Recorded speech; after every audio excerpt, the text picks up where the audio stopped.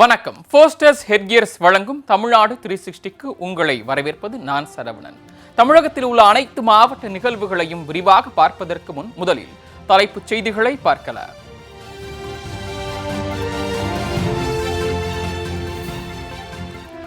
ராமேஸ்வர மீனவர்கள் தொடர் உண்ணாவிரத போராட்டம். இலங்கை சிறையில் உள்ள தமிழக மீனவர்களை மீட்க கோரிக்கை.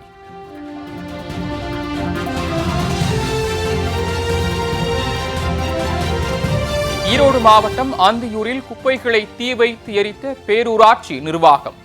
கரும்புகை சூழ்ந்ததால் குடியிருப்பு வாசிகள் கடும் அவதி.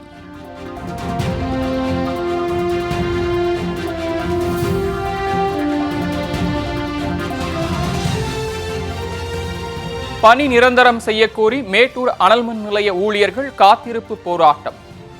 மின்கம்பங்கள் மீது ஏறி போராடிய ஊழியர்களிடம் போலீசார் பேச்சுவார்த்தை.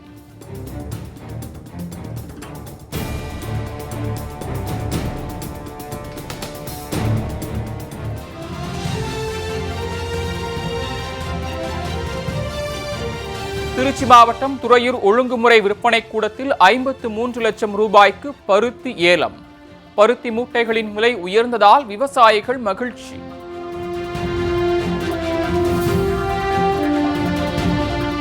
திருத்தணி நகராட்சியில் பயன்பாடு இன்றி காட்சி பொருளாக உள்ள சிக்னல்கள். போக்குவரத்து பாதிக்கப்படுவதற்கான காரணம் குறித்து விவரிக்கும் இன்றைய சிறப்பு செய்தி தொகுப்பு.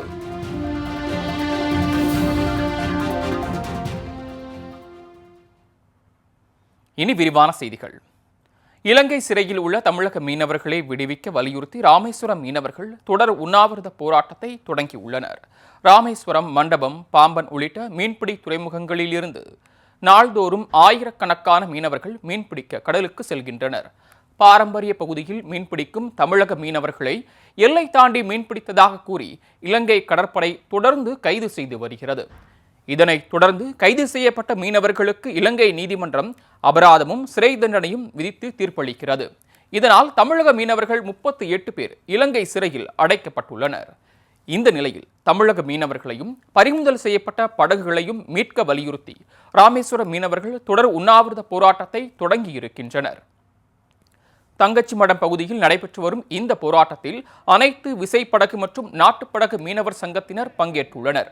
மேலும் இரு நாட்டு மீனவர்களிடையே பேச்சுவார்த்தை நடத்தி மீன்பிடிக்கும் உரிமையை மீட்டுத்தர வலியுறுத்தி அவர்கள் முழக்கங்களை எழுப்பினர்.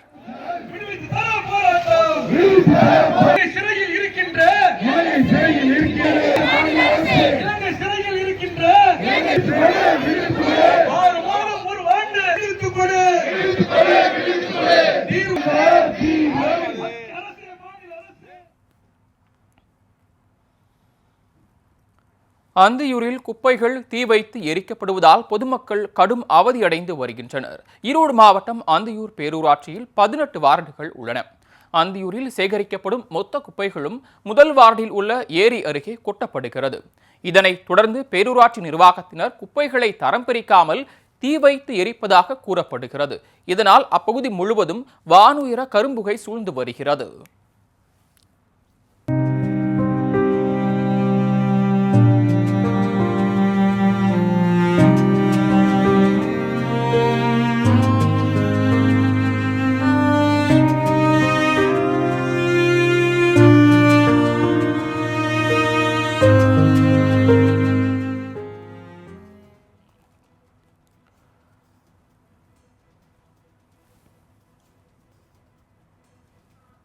குப்பைகள் தீ வைத்து எரிக்கப்படுவதால் முதல் வார்டில் வசிக்கும் பொதுமக்களுக்கு சுவாச கோளாறு, மூச்சு திணறல் போன்ற பாதிப்புகள் ஏற்படுவதாக தெரிகிறது.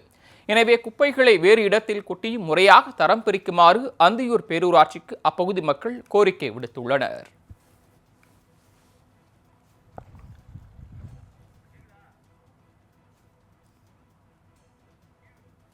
மேட்டூரில் அனல்மின் நிலைய ஊழியர்கள் 5 பேர் மின்கம்பங்கள் மீது ஏறி போராட்டத்தில் ஈடுபட்டதால் பரபரப்பு ஏற்பட்டது.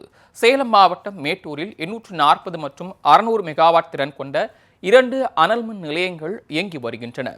இதில் நிலக்கரியை கையாளும் பிரிவு, மின் உற்பத்தி பிரிவு, சாம்பல் பிரிவு உள்ளிட்ட பல்வேறு பகுதிகளில் 1500க்கும் மேற்பட்ட ஒப்பந்த தொழிலாளர்கள் வேலை செய்து வருகின்றனர். இந்நிலையில் பணி நிரந்தரம் செய்யக்கோரி 200க்கும் மேற்பட்ட தொழிலாளர்கள் அனல் மின் நிலையத்தில் உள்ளிருப்பு போராட்டத்தில் ஈடுபட்டனர்.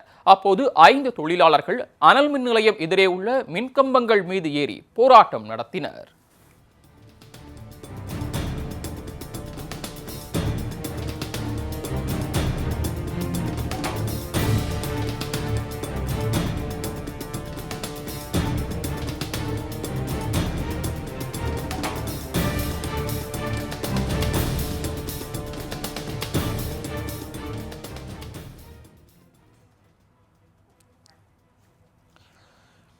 தகவலறிந்து அங்கு வந்த போலீசார் மற்றும் தீயணைப்புத் துறையினர் மின் இணைப்பை துண்டித்து தொழிலாளர்களை மீட்டனர்.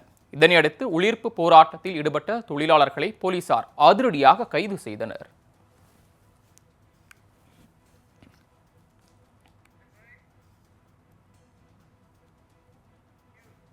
பச்சை கிளிகளை பயன்படுத்த தடை விதிக்கப்பட்டுள்ளதால் ஜோதிடர்கள் சீமை எலி, பைனாப்பிள் குருவி போன்றவற்றை பயன்படுத்தி ஜோதிடம் பார்த்து வருகின்றனர்.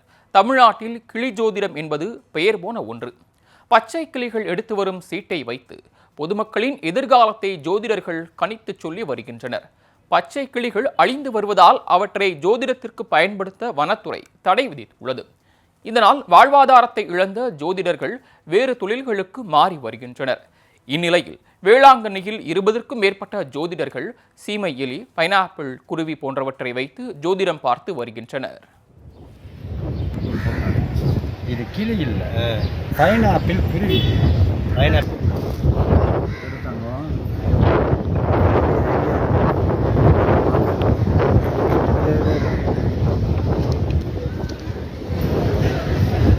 கொண்டாது கொடுப்பா. சரி,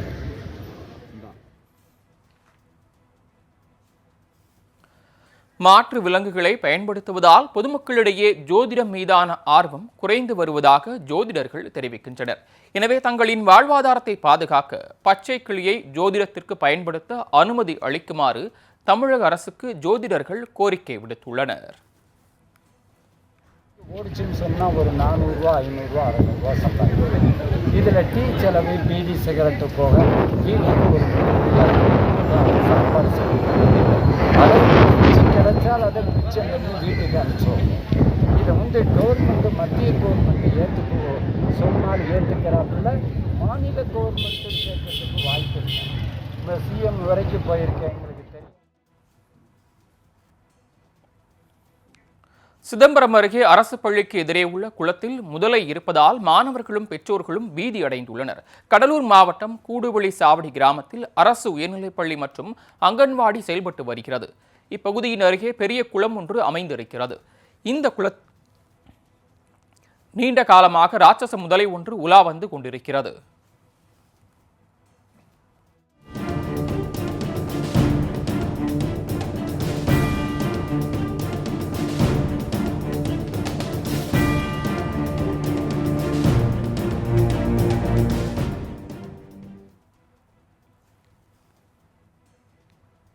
இரவு நேரத்தில் முதலை குளத்தை விட்டு வெளியேறி சாலையில் சுற்றித் திரிகிறது. உணவு இடைவேளை நேரங்களில் மாணவர்கள் சிலர் இயற்கை உபாதைகளை கழிக்க பள்ளிக்கு அருகே உள்ள குளத்திற்கு செல்வதாக கூறப்படுகிறது. இதனால் மாணவர்களை குளத்தில் உள்ள முதலை இழுத்துச் சென்று விடுமோ என்ற அச்சம் பெற்றோர்கள் மத்தியில் நிலவி வருகிறது. இதுகுறித்து பல முறை புகார் அளித்தும் வனத்துறை அதிகாரிகள் முதலையை பிடிக்கவில்லை என குற்றம் சாட்டும் அப்பகுதி மக்கள் அசம்பாவிதங்கள் ஏதும் ஏற்படும் முன்பு உரிய நடவடிக்கை எடுக்குமாறு அவர்கள் கோரிக்கை விடுத்துள்ளனர்.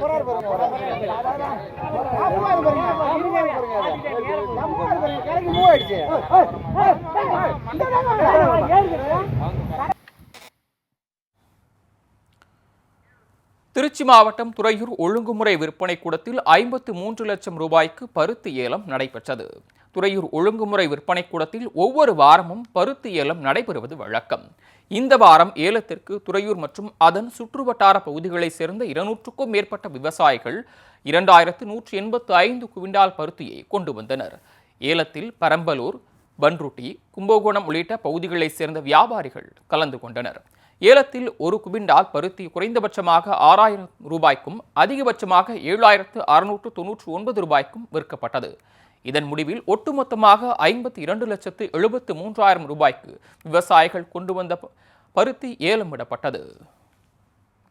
காஞ்சிபுரம் அருகே விஜயராகவ பெருமாள் கோயிலில் மாசி பிரம்மோற்சவ விழா தேரோட்டம் வெகு விமரிசையாக நடைபெற்றது.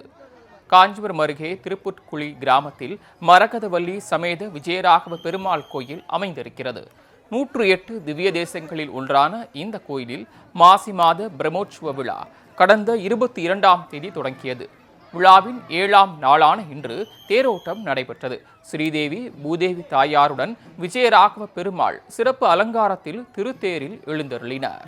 இதனைத் தொடர்ந்து பக்தர்கள் கோவிந்தா கோவிந்தா என்ற பக்தி முழக்கமிட்டவாறு தேரை வடம் பிடித்து இழுத்தனர். பக்தர்கள் வெள்ளத்தில் மிதந்து வந்த தேர் மீண்டும் நிலையை அடைந்தது.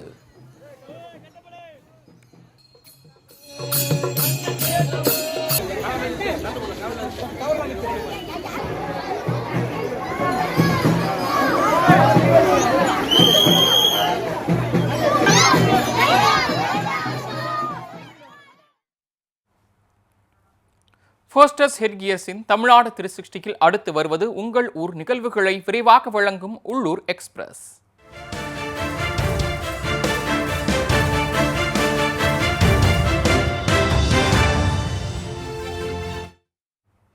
தமிழக அரசின் வரி உயர்வை கண்டித்து கடலூர் மாவட்டம் நெல்லிக்குப்பத்தில் கடையடைப்பு போராட்டம் நடைபெற்றது. கடை நடத்தும் உரிமை கட்டணம் 4 மடங்கு உயர்த்தப்பட்டதற்கு வியாபாரிகள் கடும் எதிர்ப்பு தெரிவித்து வருகின்றனர். இந்த முடிவை கைவிட வலியுறுத்தி நெல்லிக்குப்பம் நகராட்சியில் அனைத்து தொழில் வர்த்தக சங்கத்தினர் பல்வேறு போராட்டங்களை நடத்தினர். இதனைத் தொடர்ந்து இன்று நெல்லிக்குப்பம் பகுதியில் அனைத்து கடைகளும் அடைக்கப்பட்டதால் முக்கிய வீதிகள் வெறிச்சோடி காணப்பட்டன.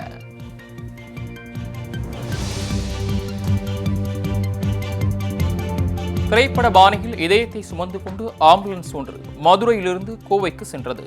கோவையில் உள்ள தனியார் மருத்துவமனையில் 44 வயது மதிக்கத்தக்க நபர் ஒருவர் இதயமாற்று அறுவை சிகிச்சை செய்ய முடிவு செய்யப்பட்டது.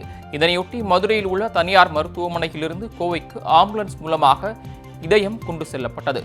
இந்த ஆம்புலன்ஸ் செல்ல ஏதுவாக வழிநெடுகிலும் போலீசாரும் பிற ஆம்புலன்ஸ் ஓட்டுநர்களும் போக்குவரத்தை சீர்படுத்தினர்.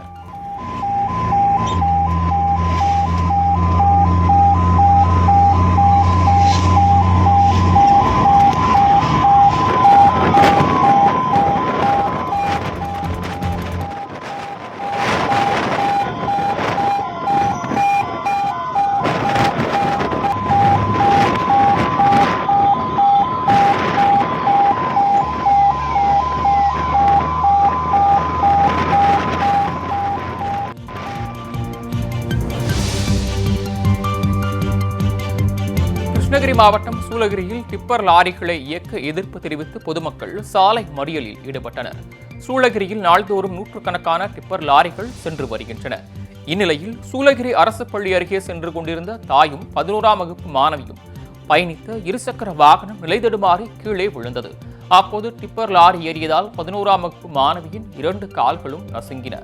இதனைத் தொடர்ந்து பள்ளி அருகே டிப்பர் லாரிகளை இயக்க எதிர்ப்பு தெரிவித்து அப்பகுதி மக்கள் சாலை மறியலில் ஈடுபட்டனர். இதனால் அந்த பகுதியில் போக்குவரத்து கடுமையாக பாதிக்கப்பட்டது.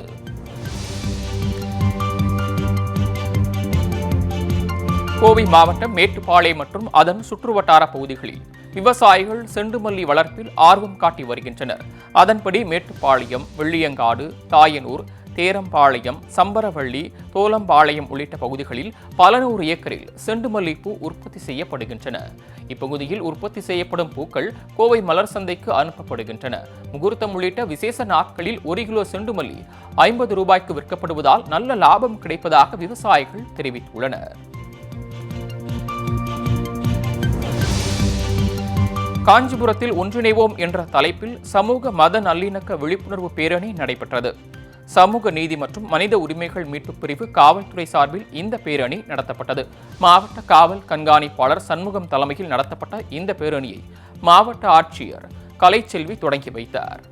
ஆட்சியர் அலுவலகத்தில் தொடங்கிய இந்த பேரணி மேட்டு தெரு, மூங்கில் மண்டபம், வந்தவாசி சாலை, கீரை மண்டபம் உள்ளிட்ட நகரின் முக்கிய வீதிகள் வழியாக சென்றது. இதில் 700க்கும் மேற்பட்ட மாணவர்களும் காவல்துறை அதிகாரிகளும் கலந்து கொண்டு மத நல்லிணக்கம் தொடர்பாக விழிப்புணர்வு ஏற்படுத்தினர்.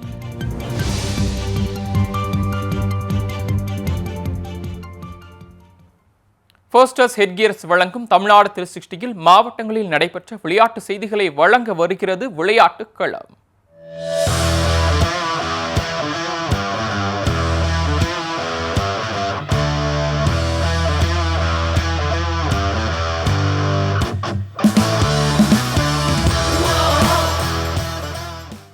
திண்டுக்கல் அருகே நடைபெற்ற ஜல்லிக்கட்டு போட்டியில் தங்கச்சங்கிலி, பீரோ, கட்டில் உள்ளிட்ட பரிசுப் பொருட்கள் வழங்கப்பட்டன. திண்டுக்கல் அருகே உள்ள நல்லம்ம நாயக்கன்பட்டியில் உள்ள புனித வனத்து அந்தோனியார் ஆலயத்தில் திருவிழா நடைபெற்றது. இதனையொட்டி ஜல்லிக்கட்டு போட்டிக்கு ஏற்பாடு செய்யப்பட்டது. இந்த போட்டியில் பங்கேற்க திண்டுக்கல் மட்டுமின்றி மதுரை, சிவகங்கை, திருப்பத்தூர் உள்ளிட்ட பல்வேறு மாவட்டங்களிலிருந்து 800க்கும் மேற்பட்ட காளைகள் அழைத்து வரப்பட்டன. திண்டுக்கல் வட்டாட்சியர் சக்திவேல் முன்னிலையில் மாடுபிடி வீரர்கள் உறுதிமொழியை எடுத்துக்கொண்டனர். மருத்துவ பரிசோதனைகளுக்கு பிறகு காளைகள் வாடிவாசலில் இருந்து அவிழ்த்து விடப்பட்டன. சிறு பாய்ந்த காளைகளை வீரர்கள் போட்டி போட்டுக் கொண்டு அடக்கினர்.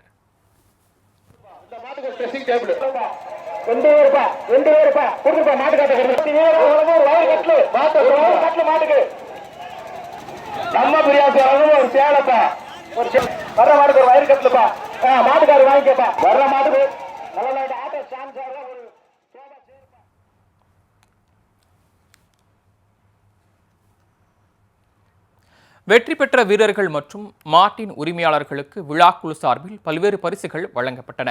விறுவிறுப்பாக நடைபெற்ற இந்த ஜல்லிக்கட்டு போட்டியை ஆயிரக்கணக்கான பொதுமக்கள் கண்டுகளித்த நிலையில் 300க்கும் மேற்பட்ட போலீசார் பாதுகாப்பு பணியில் ஈடுபட்டனர்.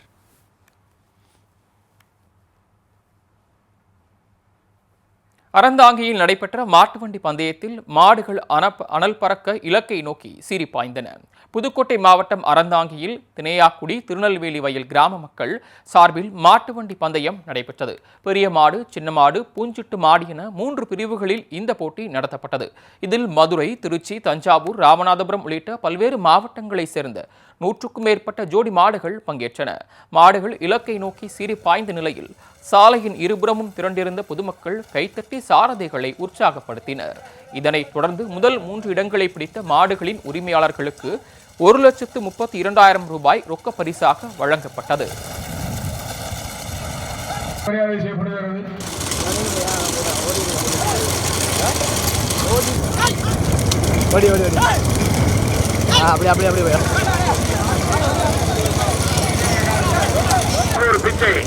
அப்படியே